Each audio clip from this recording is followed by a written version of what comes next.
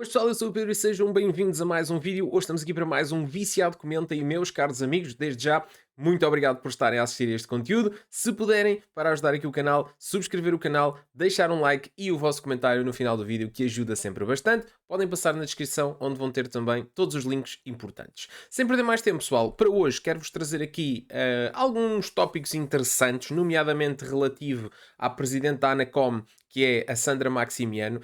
Tem sido também um player importante nesta análise do Viciado Comenta, uma vez que partem dela muitas informações interessantes, não só por parte da Digi, como também algumas considerações necessárias, uma vez que a Anacom, a entidade responsável pela regulação do mercado das telecomunicações e não só, mas essa também é uma competência, digamos assim, da Anacom e, portanto, é sempre importante para quem acompanha esta realidade das telecomunicações perceber o que é que a regulação vai querendo fazer, ok? A Sandra Maximiano, ao longo dos últimos tempos, o seu antecessor teve uma guerra monstruosa, precisamente também por causa da questão da Digi e também por causa da questão dos leilões 5G. Relativamente à Sandra Maximiano, ela tem dado algumas bicadas fortes em cima das tradicionais, digamos assim, da Mel, da NOS e da Vodafone, precisamente porque estavam contra a presença, neste caso da Digi, ou a presença de um quarto player no mercado, e tem sido bastante, digamos assim, subtil em certas críticas, mas tem-nas feito no sentido de que faltava um pouco mais aqui de concorrência em Portugal e realmente a Digi veio trazer. Por isso eu selecionei aqui duas notícias do Jornal Eco, uma uma mais recente relativamente aqui sobre uma ida da Presidente da Anacom, neste caso ao Parlamento, para falar com os deputados e que deu aqui algumas bicadas às outras operadoras, ou melhormente, não foi bem grandes bicadas às outras operadoras, foi mais considerações. E depois aqui um podcast também, onde a Sandra Maximiano teve, onde quis falar também um pouco aqui a determinada altura sobre, em primeiro lugar, aquilo que foi o passado e também o que é que ela vê para o futuro, ou seja, qual é que é a posição, neste caso, que a Anacom irá ter por parte da sua presidente, digamos assim, na parte da regulação do mercado. Portanto, sem perder mais tempo, vamos passar aqui em primeiro lugar para a primeira notícia, que é precisamente a notícia que dá conta de que a Presidente da Anacom diz que a Digi levou à redução de preços nas telecomunicações. Isto é assim um bocado redundante dizer, porque é já óbvio que a Digi levou à redução dos preços, mas é sempre bom perceber que isso está a ser verificado por parte do regulador e que está a ser trazido pelas instâncias oficiais, não é? Porque se vocês forem a ouvir pessoal ligado às grandes operadoras ou até àquilo que são os seus CEOs, vocês vão perceber que eles vão sempre dizer: ok, os outros têm um menor preço, mas nós temos a qualidade, nós isto, nós aquilo, eles nunca vão abordar as coisas desta forma, o que é óbvio. Bom, Sandra Maximiano está convencido de que Portugal compara bem com os outros países europeus no 5G, mas diz que é sempre possível melhorar o grau de cobertura. A Presidente da Anacom, Sandra Maximiano, disse esta terça-feira no Parlamento que o novo operador Digi trouxe nova dinâmica ao mercado das telecomunicações e que que os restantes operadores adequaram já as suas ofertas à gama low cost. Já existe um impacto positivo no segmento dos preços mais competitivos, afirmou durante uma audição parlamentar na Comissão de Infraestruturas, Mobilidade e Habitação, sublinhando que a Digi instalou rede própria com uma velocidade considerável para potenciar a concorrência. A presidente do regulador das telecomunicações referiu que a Anacom está na posse de dados que confirmam que esse impacto positivo na redução de preços das telecomunicações.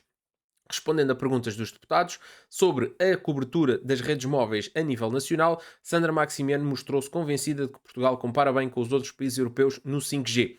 Declarou, no entanto, que é sempre possível melhorar o grau de cobertura, neste momento próximo dos 90% a nível nacional, designadamente através de novas exigências para a cobertura de áreas brancas em zonas menos povoadas, com redes de capacidade muito elevada e para a renovação de licenças que vai ocorrer em 2027.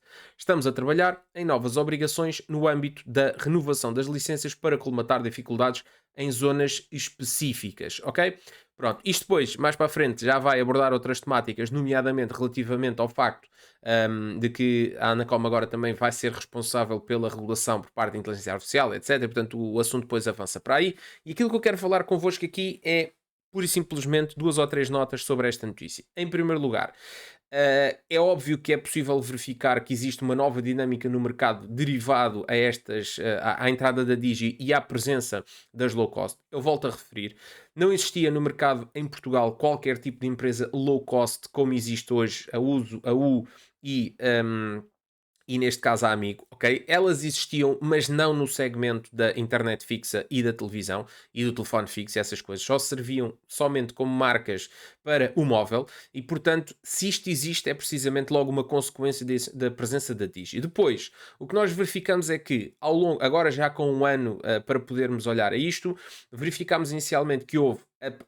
ou seja, a Digi entraram estas empresas com uma nova oferta comercial, inicialmente foram ao choque, depois com o decorrer do ano não quiseram ir por esse caminho e acabaram por subir ligeiramente os preços, ficando ali numa baliza ou no meio termo entre as principais e a low cost, que seria a Digi neste caso.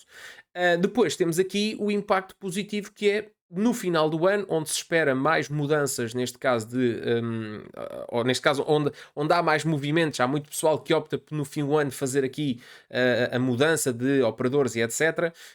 Há então estas chamadas Black Fridays, que faz baixar o preço. Ao final da situação toda, quem sai beneficiado é o consumidor. Eu disse isto N vezes em muitos vídeos, que é, independentemente de vocês irem para a Digi ou não, é muito interessante vocês perceberem que vocês é que saem sempre a ganhar. Mesmo que, imaginem, agora há uma Black Friday e vocês verificam, vocês são entusiastas de Digi, mas vocês verificam que na vossa zona a Mel, a NOS ou a Vodafone são melhores. E vocês têm uma oportunidade, têm uma proposta de estar numa low cost destas operadoras com uma boa cobertura pelo mesmo preço da Digi. Amigos, aproveitem. Portanto, isto é que é o verdadeiro impacto positivo que nós temos a ver, ok? Porque realmente existem ofertas muito melhores, ou seja, vamos dizer assim, não, se eu estivesse nas empresas principais eu eventualmente iria conseguir ter aqui 5G standalone já em muitas zonas, ia já conseguir ter aqui uma cobertura com muito mais prioridade nos sites, e a isto e aquilo, mas ok, qual é a percentagem de pessoas que vai precisar disso no seu dia-a-dia? Vão haver pessoas que vão precisar, vão haver pessoas que vão notar o facto de ter menos prioridade nas low cost, etc e tal, vão haver pessoas para quem isso é importante, mas essas pessoas são muito poucas comparativamente àquilo que é o grosso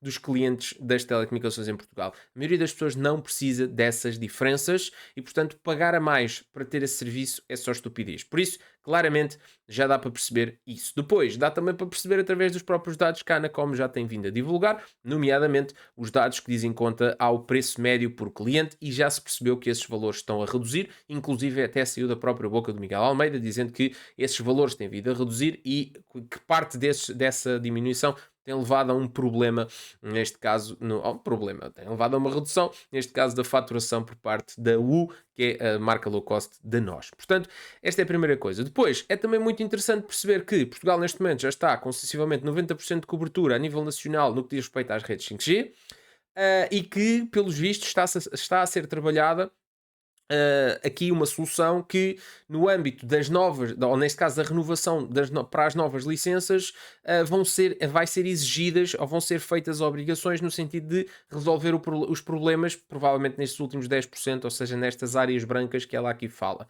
E isso também é muito positivo, porque vai permitir que fiquemos com o país todo ele com cobertura. Isto porque com a nova realidade, com o novo panorama das redes móveis, ou seja, com a quantidade de gigas já deve de existir. Eu gostava de saber qual é a percentagem de clientes em Portugal nos móveis que já estão em tarifários ilimitados, ou seja, tarifários onde as pessoas podem claramente fazer o seu dia-a-dia com estes tarifários, seja a nível do seu smartphone, seja também a nível aí do um computador, um tablet, algo desse género, um hotspot móvel.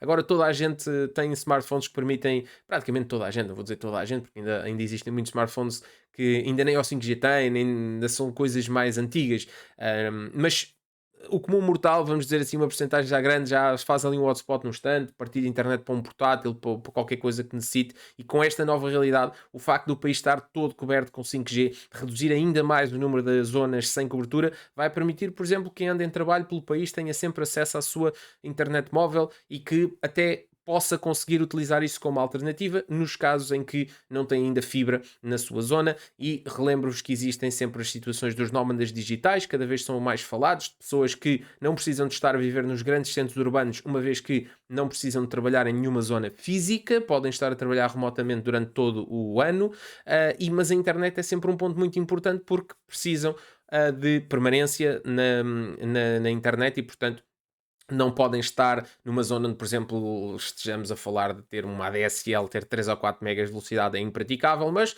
às vezes, se os serviços móveis forem suficientemente bons e suficientemente estáveis, é possível vocês resolverem o problema, pelo menos de uma forma, digamos assim, temporária. Portanto, estas primeiras afirmações por parte da Presidente Anacom são muito positivas. Também aqui fazer referência ao facto de que a Digi instalou a rede própria com uma velocidade muito grande, é verdade, passou sensivelmente um ano. Recordo que a Digi foi um bocado atirada às cordas, portanto havia a pressão por causa da questão do 5G, tinha que iniciar a sua oferta comercial e quando a Digi entrou ainda estava assim um bocado de calças na mão, à espera de conseguir, neste caso, ter as coisas. Portanto, se fosse possível ter adiado este início da Digi para o segundo, ou para o primeiro ou para o segundo trimestre de 25, provavelmente as coisas tinham sido lançadas com outra estabilidade, com outra capacidade e teria sido, se calhar, poupados muitos problemas que acabaram por afetar a imagem da Digi. Mas pronto, as coisas resolveram-se e hoje em dia estamos muito mais tranquilos. Passando então aqui para a segunda notícia, temos então aqui, eu escolhi aqui dois parágrafos que falam exatamente sobre aquilo que eu quero falar convosco, que é, portanto, basicamente a colaboração pressupõe uma boa relação entre a Anacom e as operadoras. No passado, essa questão do 5G foi fraturante, com muitas críticas ao seu antecessor. Como é que está neste mandato? E agora vamos ver o que é que responde a presidente da Anacom, Sandra Maximian. Diz ela: estamos num outro contexto, houve um momento que eu percebo, houve um momento que houve uma decisão e uma visão na Anacom de uma necessidade de abertura ao mercado a um quarto operador e que, claro, cria sempre algum desagrado, uma fricção às empresas que já estão instaladas há algum tempo. Hoje em dia estamos num momento diferente, estamos num momento em que, até nós, posso falar por mim, mas também em nome da própria Anacom e o Conselho de Administração, que é nós temos de ser um bocadinho agnósticos sobre o que está a acontecer a nível do mercado. Temos assistido também e perceber a dinâmica, temos de assistir e perceber a dinâmica. Somos um regulador, claro, e intervimos quando achamos que é para intervir. O espectro, nomeadamente a atribuição das licenças, a renovação, o espectro é um instrumento de regulação económica que serve exatamente para isso e foi usado para tal no âmbito do leilão. Temos que perceber que o regulador precisa desses instrumentos para mexer na dinâmica do mercado se houver necessidade. Agora, eu acho que neste momento não perspectivamos essa necessidade de intervir, não há falta de mais nenhum operador no mercado e é deixar o mercado funcionar, ver também como é que a Digi vai reagir às contrarreações do outro lado, por parte dos operadores, das novas ofertas. É um mercado, vai seguir o seu caminho, vamos ver o que é que acontece também na Europa nestes movimentos, ou não, de mais concentração, vamos ver, observar o tal fenómeno das pan-europeias e o que é que isso vai ter de impacto a nível do nosso mercado nacional. Bom, relativamente aqui ao primeiro parágrafo, algumas considerações rápidas. Portanto, o facto de a Sandra Maximiano fazer aqui um bocadinho um mea-culpa, dizendo que tem que começar a ser mais agnóstica ao que se passa aqui. Eu concordo, porque realmente por parte de um regulador, às vezes algumas intervenções que ela fazia, apesar de eu gostar imenso quando estou a assistir, porque normalmente ao lado dela estão sentados 3 CEOs das principais empresas e quando ela é assim um bocadinho mais ácida no comentário, eu acho interessante, até porque do outro lado estamos a falar de pessoas que vivem com o rei na barriga e muito poucas vezes foram questionados aqui o seu reinado. E portanto, sim, eu acho que claramente do ponto de vista da Presidente da Anacom, de alguém que é o regulador, de alguém que tem que estar numa posição de responsabilidade, faz todo sentido que também não se pronuncie daquela forma. Relativamente ao facto de que está aqui à espera de perceber como é que a Digi vai reagir às contrarreações, eu até agora ainda não vi nenhuma contrarreação. Eu até aqui, a única coisa que eu vi por parte das outras operadoras, ou seja, das 3 low cost, foi medidas de contenção. Eu ainda não vi nada que fosse uma, digamos assim, um contra-ataque, ok? Do género, a Digi vai fazer isto, nós vamos fazer melhor. Antes, pelo contrário, só o máximo que eu hoje vi fazer foi fazer igual.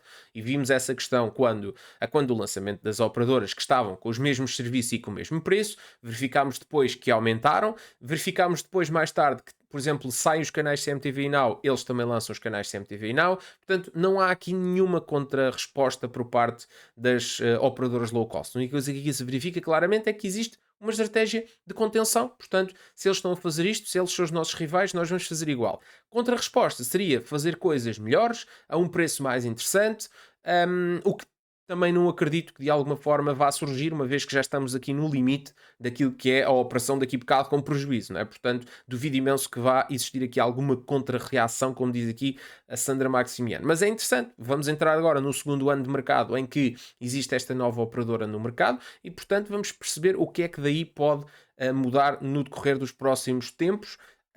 E acima de tudo, perceber que a Anacom agora vai entrar assim num estado mais de.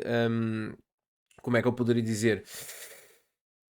Mais de calma, ok? Vai ficar na dela a ver o que é que se passa. Acima de tudo, espero que a Anacom fique nessa posição, mas, por exemplo, a Autoridade da Concorrência não fique, porque há aí muitas situações que, no meu entendimento, enquanto cliente, enquanto leigo nisto, acho que havia muitas condições para a Autoridade da Concorrência olhar e perceber se realmente faz sentido ou não. Já tivemos a oportunidade de dizer aqui na série duas ou três coisas que faria sentido a Autoridade da Concorrência verificar, mas acima de tudo, por parte da Anacom, realmente terá que se, neste caso, agora abster um bocadinho e ver como é que o mercado vai funcionar. Acima de tudo, é muito interessante perceber que esta entrada do. Portanto, vocês lembram-se de um vídeo passado eu ter dito que estas operadoras que cá estavam, a Mel, a Nós e a Vodafone, nunca utilizaram jogos de bastidores, nunca utilizaram diplomacia, nunca fizeram pelas escondidas essa tal pressão, sempre foi às claras, e é a própria presidente da Anacom que diz aqui isso muito claramente, que houve aqui uma visão por parte da Anacom de abrir o mercado a um novo operador e que isso criou sempre desagrado e fricção nas empresas que já cá estavam há bastante tempo. Ou seja, isto é tudo às claras e eu acho que isso é gritante. Acho que, pelo menos eu, se fosse CEO destas empresas, poderia exercer algum tipo de pressão, claramente, porque não somos ingênuos e nós estamos aqui deste lado da barricada, eles estão do lado deles e têm que dourar a pílula deles e defender a dama deles, mas ao mesmo tempo. Eu acho sinceramente que não havia necessidade de fazer isto assim tão às claras. Eu teria feito de uma forma um bocadinho mais diplomática, vamos dizer assim. Portanto, meus caros amigos, são estas as informações que eu queria partilhar com vocês e comentar aqui um bocadinho. Acho que no geral são tudo boas notícias, são tudo boas informações por parte da Sandra Maximiano e bons pontos de vista que são interessantes nós analisarmos aqui. Portanto, para nós, enquanto clientes, o que é que resta? Resta continuar à espera que o mercado vá regulando. Resta também aqui. Eu agora tinha aqui. Exatamente, peço desculpa. Eu agora ia terminar e esqueci-me do segundo parágrafo, que era muito importante aqui para uma análise que eu queria fazer com vocês. Que é, basicamente, há a pergunta: a União Europeia parece que quer avançar com ideias de consolidação, mas depende do mercado, ok? Isto é verdade. Nós vemos cada vez mais na União Europeia muitas ações de consolidação do ponto de vista até das telecomunicações, uma vez que é a possibilidade que essas empresas têm de cortarem custos redundantes, porque eu faço o mesmo que A, B e C, nós podemos nos juntar todos e ter uma capacidade de escala maior, mas, e acima de tudo por causa da questão dos investimentos necessários, vem aí o novo 6G, cada empresa vai ter que fazer o seu investimento, se for possível que haja consolidação, vai ser sempre melhor. Bom, a resposta dela depende do mercado. A Europa ainda é uma Europa muito fragmentada. É importante harmonizar regulamentação e acho que há alguma regulamentação que tem que, sem dúvida, ser harmonizada, mas temos mercados muito diferentes, temos também hábitos muito diferentes.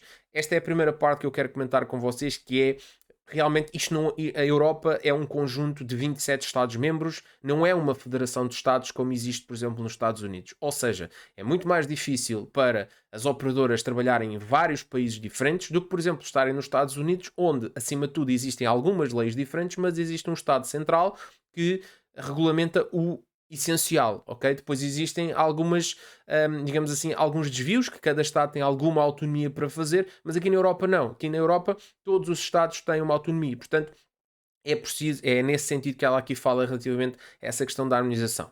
Por exemplo, depois dá aqui um exemplo que é muito importante, que é essa chamada de atenção que eu quero fazer aqui no vídeo, que é, por exemplo, os portugueses são um povo que é muito mais avesso à mudança do que um nórdico. Portanto, mesmo com as questões mesmo sem as fidelizações, como eu digo, para nós não é assim tão fácil de mudar, tão fácil de mexer de um lado para o outro, de mexer de um lado para o outro. Já referi isso não só no setor das telecomunicações, no setor financeiro, no bancário, as pessoas tendem a pedir o crédito onde sempre pediram o crédito.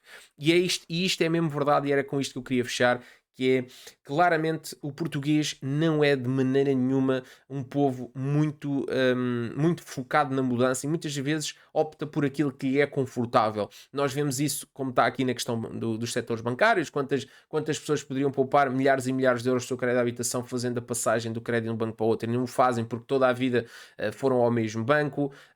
Quantas pessoas pagam taxas altíssimas bancárias, comissões bancárias altíssimas, quando poderiam estar num banco qualquer à sua escolha com serviços mínimos bancários, ou quanto mais não fosse estar num banco que não cobra comissões, como são os casos dos ativos bancos da vida, das Moways, etc.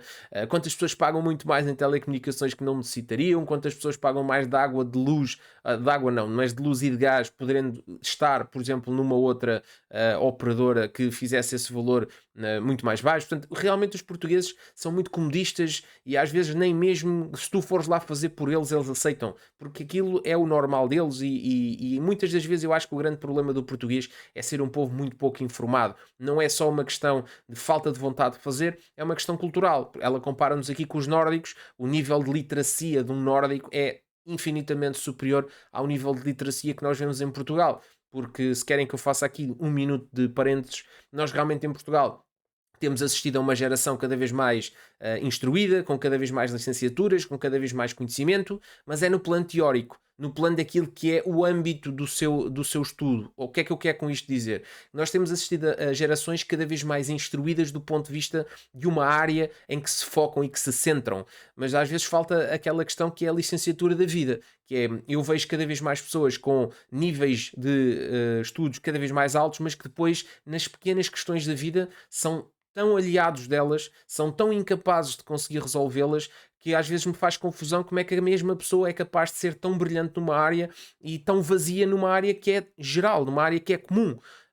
E isso deixa-me às vezes preocupado e é o que nos leva aqui a estas questões que é, se calhar vais ver aí circunstâncias em que pegas no orçamento familiar de alguém licenciado com mestrado ou algo do género e depois vais verificar que aquela pessoa facilmente desperdiça às dezenas ou centenas de euros mensais, quando poderia só fazer aqui alguns ajustes de operadoras, manter exatamente ou melhores condições e depois ficava com mais rendimento disponível, mas pessoas que simplesmente ignoram essas coisas porque ou não estão para se chatear ou simplesmente não atingem essa questão. Mas é o que eu vos digo.